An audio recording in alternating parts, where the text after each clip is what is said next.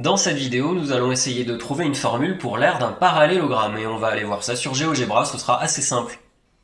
Voici un parallélogramme. On est embêté pour mettre du carrelage à l'intérieur parce qu'un parallélogramme c'est un peu comme un rectangle mais qui penche et donc on va pas pouvoir ranger des carrés comme ça à l'intérieur et compter, ça va pas tomber juste. Donc on va essayer de se ramener à un rectangle parce que dès qu'on a des angles droits ça va être facile. Et ben regarde, j'ai tracé comme ça un petit segment vertical et perpendiculaire au bas du parallélogramme. Grâce à ça, je découpe le parallélogramme en deux morceaux et le petit morceau de gauche, hop, je l'envoie de l'autre côté et qu'est-ce que j'obtiens? Un rectangle. Je pense que tu comprends que l'aire du parallélogramme est la même évidemment que l'aire du rectangle. J'ai simplement mis le morceau de l'autre côté, mais ça change pas l'intérieur de la figure. Et pourquoi c'est facile? Parce que tout simplement maintenant je peux calculer l'aire de ce rectangle avec ce côté-là qu'on appellera la base du parallélogramme et ce morceau-là qu'on appellera la hauteur du parallélogramme. Il suffira de faire base fois hauteur. Attention, on ne fera donc pas le côté du parallélogramme fois le côté du parallélogramme. On fera le côté fois sa hauteur. C'est bizarre, hein, mais ça va être un nombre de centimètres ou millimètres ou peu importe, qui va être comme ça en travers du parallélogramme. Et ben on va voir ça dans la leçon. Voilà, alors repartons d'un parallélogramme dont j'ai appelé les côtés A et B, les longueurs des côtés A et B. Tu sais que forcément il y a A ici aussi, et que la longueur du côté supérieur va être égale à B également. Hein. Les côtés opposés d'un parallélogramme, tu sais qu'ils ont exactement la même taille. Et puis j'ai noté comme ça, verticalement et donc perpendiculairement au côté B, ce qui va s'appeler la hauteur. Je continue, tu as compris qu'on va prendre un morceau et qu'on va le déplacer de l'autre côté. Et qu'est-ce qu'on obtient à la fin? On obtient un rectangle. Mais quelle est la taille de ce rectangle? Premièrement, la longueur qui se trouve en bas est donc la même que la longueur qui se trouve en haut, et donc la même que la longueur qu'on avait comme ça en largeur au départ, c'est le petit b, c'est ce qu'on va appeler la base. Et enfin, l'autre côté du rectangle, attention, ce n'est pas le petit a, c'est bien ce que j'avais appelé au départ la hauteur.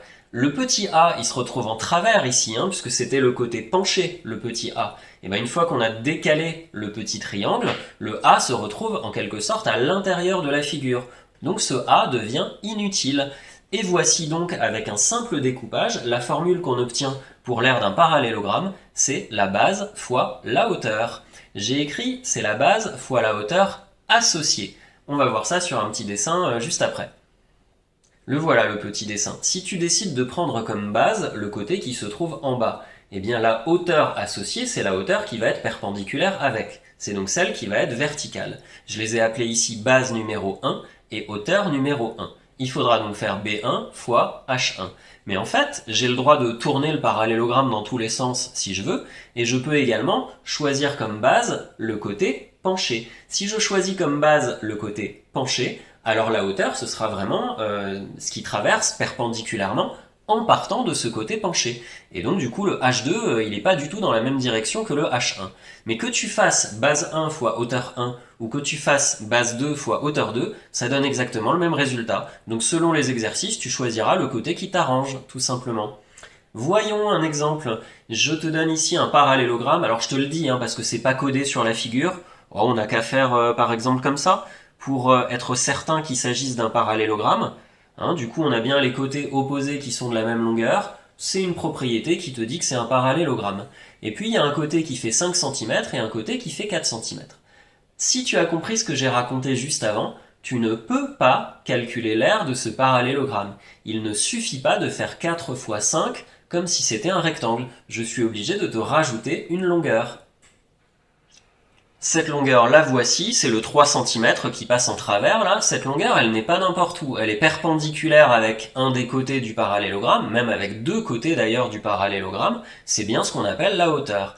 Attention, cette hauteur, elle est associée à qui? Aux 5 cm ou aux 4 cm? Il suffit de regarder où est-ce qu'elle est perpendiculaire. Elle est bien perpendiculaire avec le 5 cm. C'est donc ce 5 cm, celui du haut ou celui du bas, peu importe, qu'on va appeler la base, et la formule nous dit qu'il suffit de faire la base fois la hauteur associée. La base, c'est 5 cm, fois la hauteur, c'est 3 cm, et des centimètres fois des centimètres, ça nous donne 15 cm². C'est tout.